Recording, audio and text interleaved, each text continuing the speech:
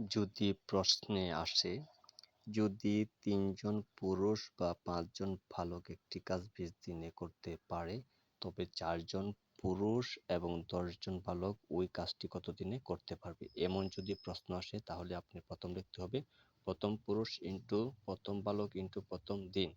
তারপরে লিখতে প্রথম পুরুষ ইন্টু দ্বিতীয় বালক যোগ তারপরে হচ্ছে গিয়ে প্রথম বালক ইন্টু দ্বিতীয় পুরুষ। প্রথম দিন হচ্ছে প্রথম পুরুষ ৩ জন, প্রথম বালক ৫ জন, তারপরে হচ্ছে গিয়ে প্রথম দিন ১০ জন।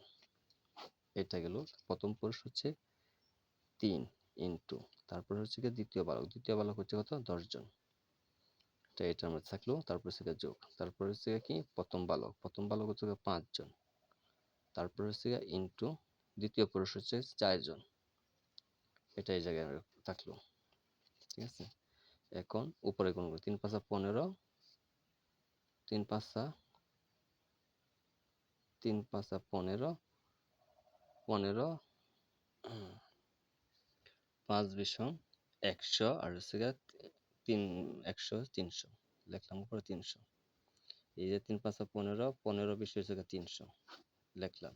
তারপরে হচ্ছে কি ৩ ১০ ৩০, ৩ ১০ ৩০ যোগ ৪ ৫ ২০।